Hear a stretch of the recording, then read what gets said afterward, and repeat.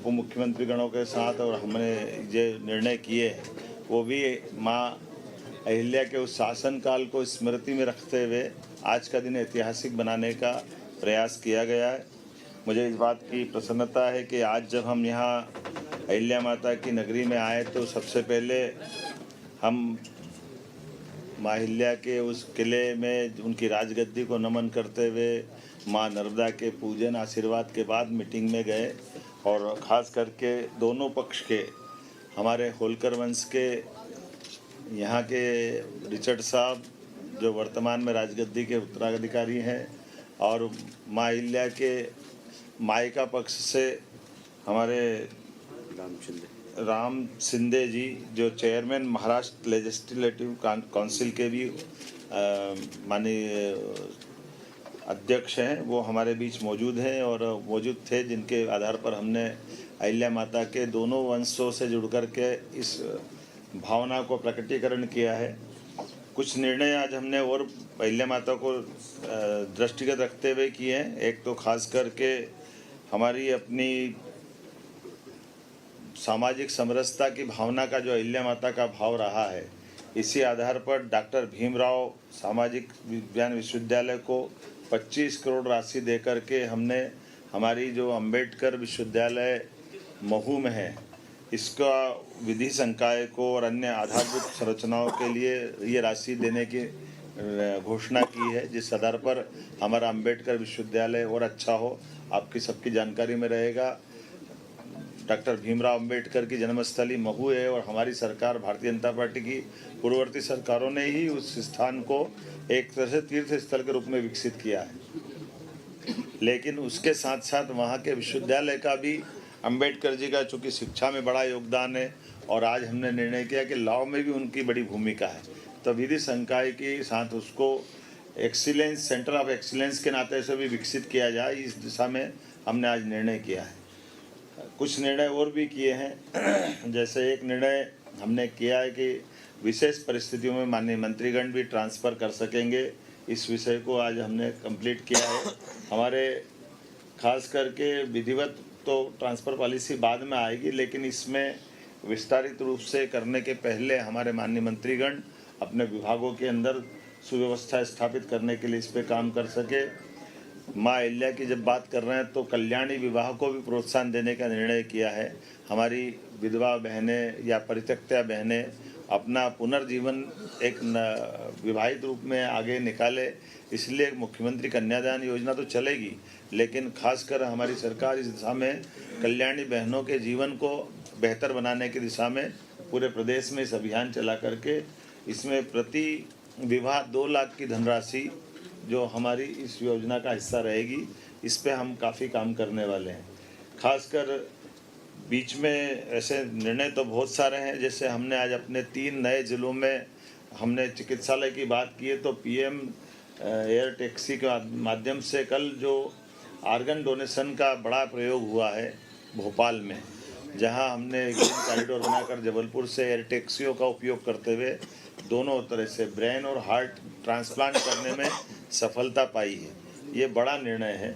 मैं मान के चलता हूँ कि हमारा चिकित्सा विभाग और ये जो शासन की योजनाओं के समेकित रूप से इसी प्रकार के प्रयास चलना चाहिए।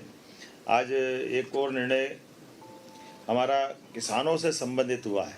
हमारी लोकमाता के ज़माने में भी उनने किसानों को कुएं से पानी लेकर के खेती को प्रोत्साहन देने के निर्णय किए थे और बगीचे लगाने के लिए प्रेरित किया है।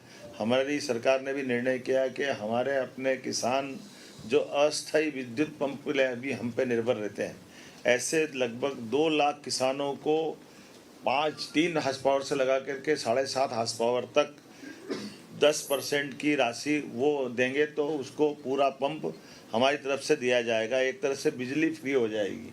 ये बहुत बड़ा निर्णय है, जिसके आधार पर किसानों को अपने लिए खुद के सोलर पंप के माध्यम से उनको बिजली की उपलब्धता उन पे आत्मनिर्भर बनाएगी। जो किसान या अन्नदाता ऊर्जादाता बने, इस भाव के आधार पर आगे जा कर के हम अपने 30 लाख बाकी स्थायी कनेक्शन वाले हैं उनको भी पॉलिसी बना के आगे की समय डिक्लेयर करेंगे, लेकिन अभी अस्थायी पंप धारकों को ये बड़ी मदद देने का आज निर्णय किया है।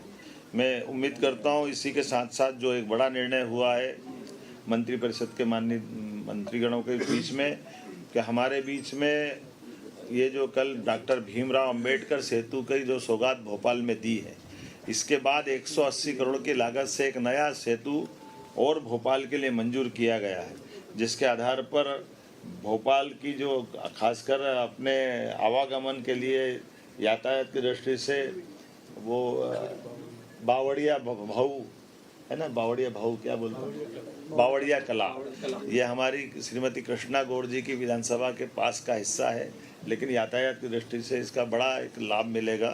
तो कुल मिलाकर के जब ग्लोबल इन्वेस्टर समिट हम कर रहे हैं भोपाल में, तो भोपाल की होने वाली ग्लोबल इन्वेस्टर समिट का भी प्रेजेंटेशन पावर प्रेजेंटेशन के माध्यम से पूरा माननीय मंत्रीगणों के सामने CS और PS ने रखा है।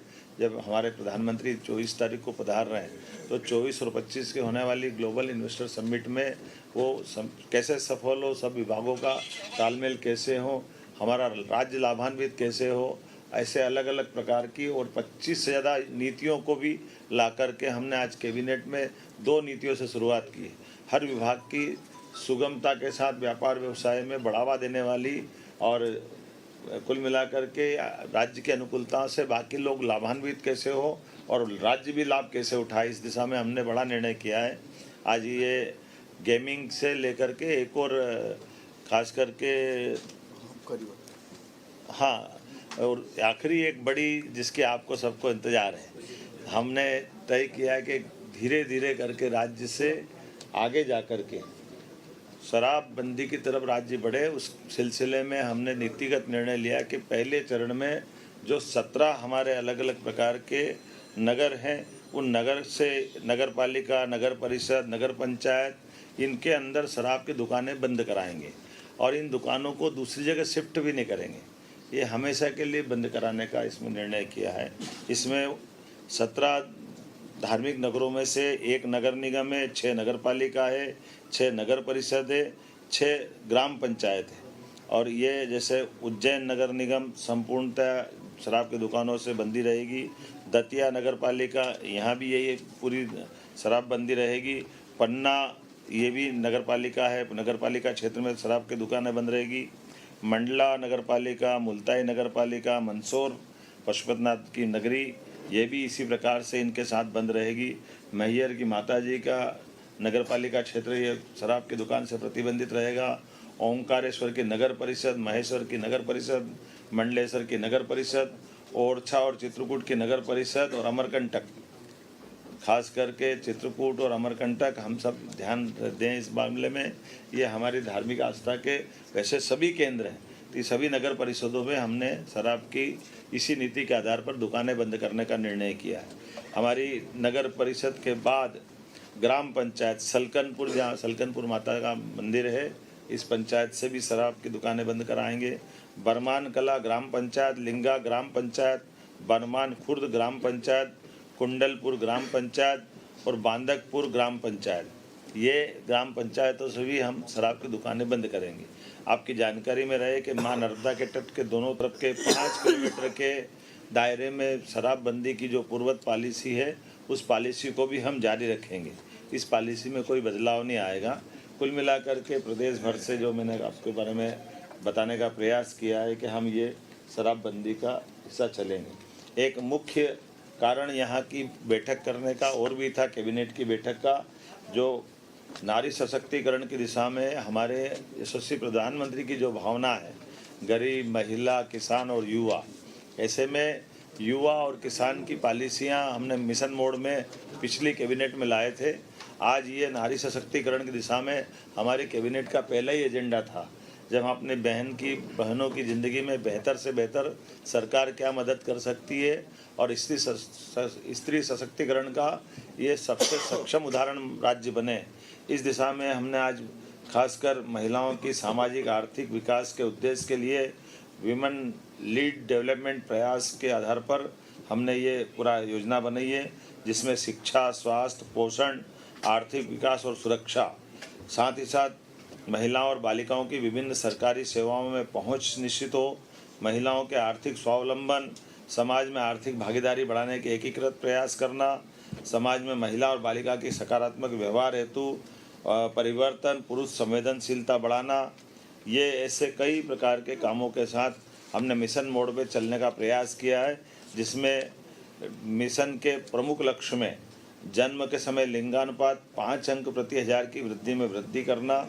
बालिकाओं की 10 और उससे अधिक वर्षों की स्कूली शिक्षा में 5% की वृद्धि करना, मातृ मृत्यु दर में 10 अंकों की कमी लाना, महिलाओं के विरुद्ध अपराध में 5 अंक की कमी लाना, बाल विवाह में 5% की कमी लाना, महिला श्रम भागीदारी 3% की कमी कराना लाना और मिशन के प्रमुख घटक में स्वास्थ्य और पोषण, शिक्षा और जीवन कौशल, आर्थिक स्वावलंबन, सुरक्षा और संरक्षण, संवाद से व्यवहार परिवर्तन इत्यादि कई प्रकार के ये मिशन मोड के प्रमुख घटक हैं। उम्मीद करेंगे नारी सशक्तिकरण की दिशा में यशस्वी प्रधानमंत्री श्रीमान नरेंद्र मोदी जी की भावना के अनुसार मध्य प्रदेश अपने बहनों की ज़िंदगी को बेहतर करने के लिए योग्य भूमिका निभाएगा। ऐसे और कई सारे विषय हैं, लेकिन आज तो आनंद है इस बात का कि आज पुनः 300 साल पुरानी राजधानी चैतन्य हुई है। हमारी राजधानी का वो जो पुराना गौरव, होलकर साम्राज्य का समय का, आज वो हमको अपनी आंखों के सामने दिखाई दे रहा है। होलकर साम्राज्य का तो यद्यपि सांस्कृतिक क्षेत्र बहुत बड़ा था, लेकिन भौगोलिक क्षेत्र छोटा था। लेकिन आज पूरे प्रदेश को लेकर के सारे निर्णय हमने दूरगामी दृष्टि से यहाँ लिए हैं। तो माँ अहिल्या माता का भी और माँ नर्मदा का आशीर्वाद भी हमारे साथ है। इस गौरवशाली क्षण में आप सब साक्षी बने। मैं प्रदेशवासियों को, देशवासियों को बधाई देना चाहूँगा, जिनके माध्यम से पूरा काम दुकानों पे पाबंदी है, सेवन पे भी पाबंदी है। अभी दुकानें बंद कर दी ना, दुकान जब मिलेगी नहीं तो कहाँ से पिएगा। सर इसका मतलब ये माने कि मध्य प्रदेश शराबबंदी की तरफ आगे बढ़ रहा है? ये तो घोषित रूप से बोला हमने। काल भैरव में क्या होगा? काल भैरव में भी आस्था है। आप प्रसाद ले जाओगे ना। इसको लागू कब से कर रहे हैं आप? देखो, परिसीमन आयोग हमारा काम कर रहा है। परिसीमन आयोग अपने भविष्य की दृष्टि से जिले, तहसील, संभाग और ग्राम पंचायत तक का विचार कर रहा है। तो वो परिसीमन आयोग की रिपोर्ट आने के बाद इस सब बारों में निर्णय होगा। ये इसी ये बजट सत्र के समापन के साथ, और हम उम्मीद करेंगे कि जहाँ जहाँ भी हमारी ये घटनाएं, जहाँ शराबबंदी हो रही है, वहाँ की बहनों के और धार्मिक संगठन के, बड़े पैमाने पे सामाजिक संगठनों के सबके फ़ोन, समाचार, इतनी उत्साह उमंग है कि ये हमारे लिए इस जो नीतिगत निर्णय हमने लिया है, हमको लगा कि ये निर्णय वाकई में बहुत जनता के दिलों को छूने वाला है।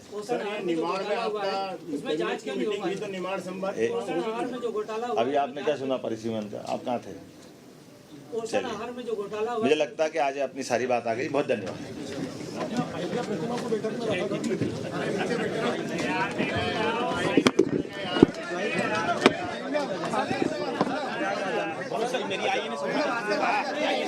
देखिए, शराबबंदी को लेकर फैसला लिया गया है इस बैठक में, और शराबबंदी की तरफ बढ़ने के लिए ये फैसला लिया गया है।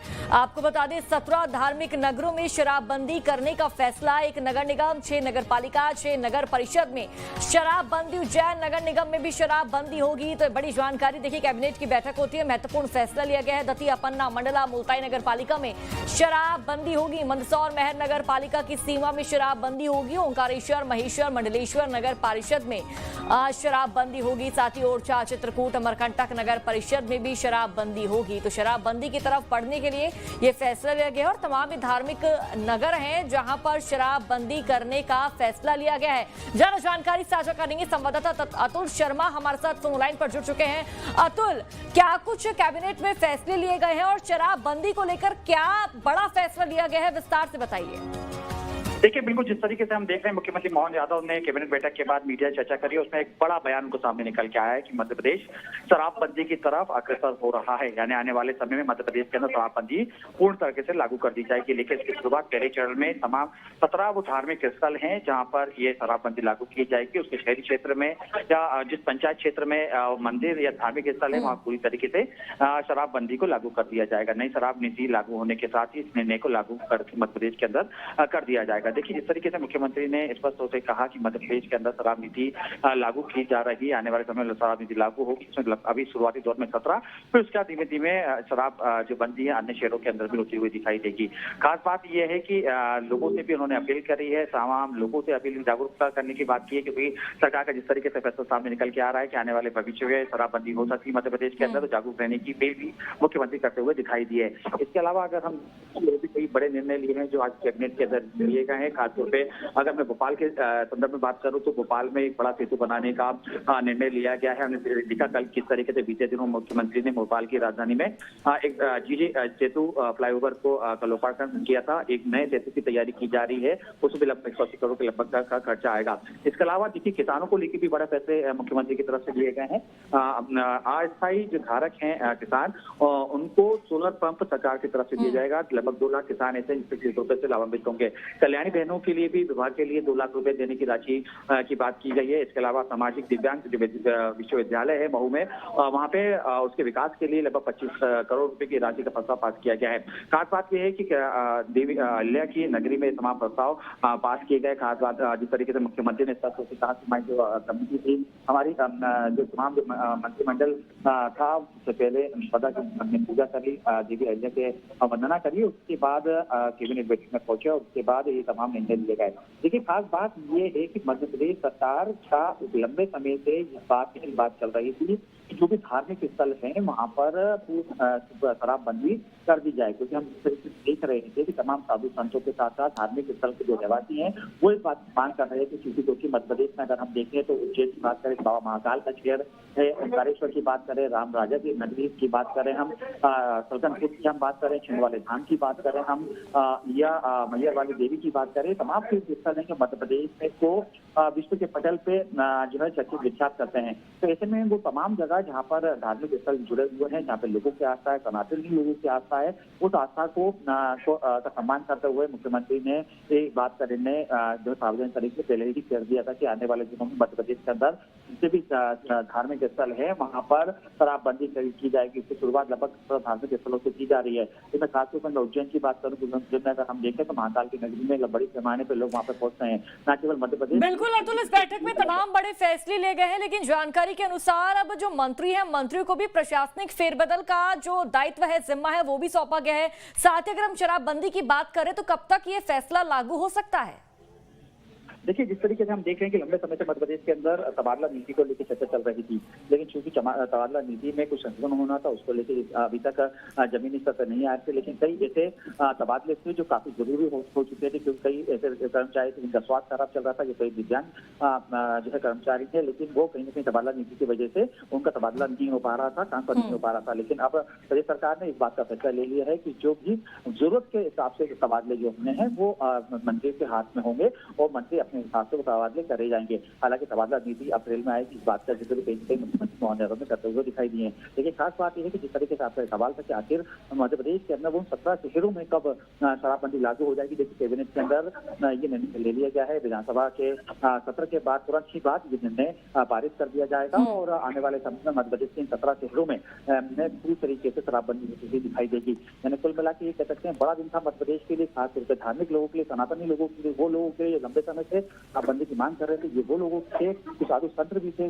लगभग हम इस तरीके से देख रहे थे, धर्माचार्य कई बार जो मध्य प्रदेश आते थे, दूर दराज से उनका ये कहना था कि उज्जैन जहाँ बाबा महाकाल की नगरी या ओंकारेश्वर क्योंकि मध्य प्रदेश एक ऐसा स्थल है जहाँ पे 2 ज्योतिर्लिंग है और ऐसे में दोनों ज्योतिर्लिंग में लगातार शराब का सेवन आम लोग कर रहे थे। लेकिन स्पष्ट रूप से अब कहीं ना कहीं प्रदेश सरकार ने इस पूरे मामले को संवेदनशील से लिया है, धार्मिक स्थिति के